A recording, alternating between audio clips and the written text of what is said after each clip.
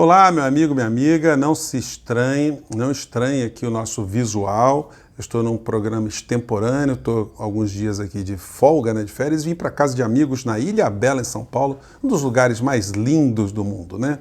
E a gente vai fazer algumas reflexões hoje, fugindo do massacre que os meios de comunicação despejam na gente o tempo todo. Toda hora acontece um episódio e tal, a gente fica gastando nossas energias tentando emitir opinião e tentando entender determinados fatos isolados. E hoje eu quero chamar a atenção para a grande estrutura que funciona como grande pano de fundo dessas histórias que acabam ficando pequenas diante da imensidão da importância do tema. Bom, você deve estar muito angustiado nos últimos tempos com o que está acontecendo no Brasil e também olhando o que está acontecendo no mundo. Será que o que está acontecendo aqui é um fato isolado? Eu garanto a você que não.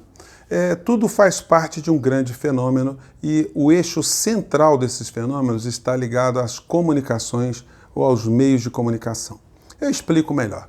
Existe uma conexão muito grande entre os homens de Neandertal, os homens das cavernas, e Paulo Guedes e o bolsonarismo. Vou explicar, você vai me dar razão no final da história.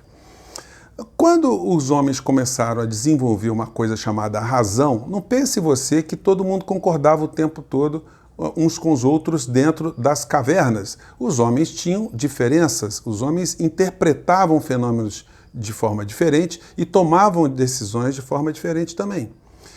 Sobreviviam ou tinham mais sucesso na proteção do seu clã, do seu grupo social, as pessoas ou os grupos que tinham mais informações. Quem tinha melhor informação sobre onde encontrar água, onde encontrar caça, como se plantava, como se fazia o fogo, como se protegia do frio, essas tribos viviam mais. Hoje, como é que funciona a coisa? No mundo é a mesma coisa. Quem tem mais informação consegue se proteger, consegue se planejar melhor para ter uma vida mais confortável e uma vida mais segura e mais longa. Bom, Platão, quando analisou esses fenômenos, raciocinando como é que surge uma opinião de uma sociedade, ele criou uma história que a gente dá o nome de o mito da caverna. Que história ou que mito é esse? Platão imaginava uma sociedade que nasceu dentro de uma caverna, todos estavam acorrentados e eles não sabiam como é que era a vida do lado de fora da caverna. Eles só imaginavam através das sombras que eram projetadas nas paredes das cavernas através das frestas. Então os movimentos que tinham do lado de fora faziam algumas imagens na parede, então eles imaginavam monstros, alienígenas, sei lá o que eles imaginavam, né? Difícil. Até porque é uma ideia de Platão. Então a gente tem que imaginar o que Platão estava idealizando no meio dessa história toda. Nessa história, uma pessoa sai da caverna, vê o mundo, a vastidão lá de fora e volta e conta para os cavernosos, que não acreditam em quase nada, porque eles estavam tanto tempo dentro daquele ambiente que era difícil acreditar em outra história do lado de fora. Você já está fazendo alguma conexão com o que está acontecendo hoje no Brasil, né? Existem grupos que não adianta você dizer que do lado de fora da caverna existe um outro mundo que elas não acreditam. Elas vão querer te matar, elas vão querer te eliminar, elas vão querer te expulsar da caverna. Infelizmente, esse é um fenômeno que acontece em várias partes do mundo. Eu vou chegar logo aqui na situação nossa, mas é bom a gente lembrar que depois de Platão, outros filósofos refletiram sobre essas questões e Hegel cunhou uma expressão muito interessante há 2 séculos atrás. Ele dizia que a informação gera a ação e a desinformação gera a conformação. Ora, se a gente não sabe de outras realidades, a gente não vai reagir. Agora, no microcosmo, se eu estou aqui na casa dos meus amigos em Ilhabela e alguém me diz que vai chegar um meteoro aqui onde eu estou, eu vou sair correndo, vou deixar vocês aqui e vou embora. Porque a informação gerará uma reação da minha parte. Isso no plano social é a mesma coisa. Se você consegue ter uma fonte de informações única ou informações parecidas que são despejadas em grandes grupos sociais, a tendência é esses grupos sociais acreditarem que determinado governo é ruim, determinado governo é bom, determinado país é bom, determinado país é ruim, que determinados alimentos são bons, que são ruins, que, enfim, tudo que for passado para essa sociedade vai funcionar. O grande experimento que foi feito na Era Moderna foi nos Estados Unidos, quando os americanos não entraram na Primeira Guerra Mundial, mas os banqueiros norte-americanos emprestaram dinheiro para a Inglaterra e emprestaram dinheiro para a França.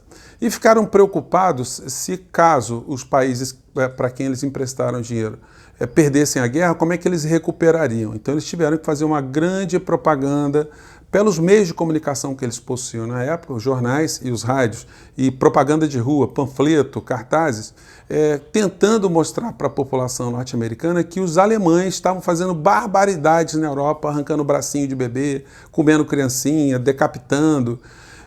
Foi a grande fake news que foi colocada naquele instante, e isso acabou fazendo do povo americano, que era extremamente pacifista, um povo que apoiou a entrada na Primeira Guerra Mundial. E esse experimento foi observado de uma forma tão intensa e tão importante que os norte-americanos começaram a jogar toda a estrutura de poder deles para cada vez mais eles terem máquinas de propaganda, máquinas de controle da informação cada vez mais amplas. Isso chegou até o cinema também. E isso se espalhou pelo mundo inteiro para espalhar o modo americano de viver, valores norte-americanos, isso também controlando e colocando essas informações para a sociedade norte-americana. No Brasil e em outros países do terceiro mundo, a comunicação está sempre na mão de grupos poderosos, grupos econômicos, que procuram cada vez mais tornar as populações de seus países alienadas, conformadas e desconhecedoras da realidade de fora da caverna. E hoje nós temos no Brasil uma situação muito interessante, porque nós temos um presidente que está no poder, ele se apresenta como uma pessoa que briga com os grandes meios de comunicação, quando, na verdade, na prática, o governo dele faz exatamente aquilo que os grandes meios de comunicação querem e mais, levando toda uma massa de pessoas a acreditarem que a sua desgraça, a desgraça deles próprios, quando eles abrem mão de direitos, eles acham que é importante abrir mão de direito, que o brasileiro trabalha pouco, os empresários cada vez mais perdendo também direitos, os pequenos empresários cada vez mais perdendo espaço para crescerem, enfim, os brasileiros de carne e osso perdendo cada vez mais direitos sociais, os trabalhadores perdendo cada vez mais direitos trabalhistas. Isso tudo é aplaudido justamente pelas vítimas que estão sendo manipuladas por esses grandes meios de comunicação. Eles utilizaram uma regra, uma estratégia muito inteligente. Eles pegaram um governo que estava no poder, eles demonizaram esse governo, esse partido, o presidente, os dirigentes. Não que eles fossem absolutos santos, cometeram muitos erros também, tiveram grandes méritos, mas os erros foram fatais, porque eles foram extremamente utilizados por essa grande engrenagem de enganação que são os grandes meios de comunicação.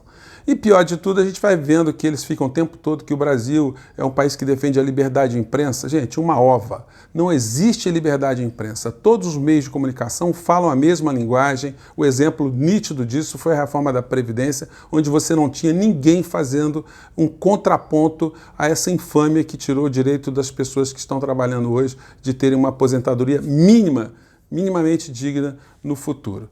Na verdade, todos nós estamos reféns dessa situação e eles assistem isso com muita desenvoltura porque a gente fica se digladiando aqui embaixo e eles acabam aprovando todas as bandeiras, todas as suas plataformas que beneficiam pequenos grupos com aplauso das vítimas e com aplauso das vítimas mais alienadas e apaixonadas que são os bolsonaristas.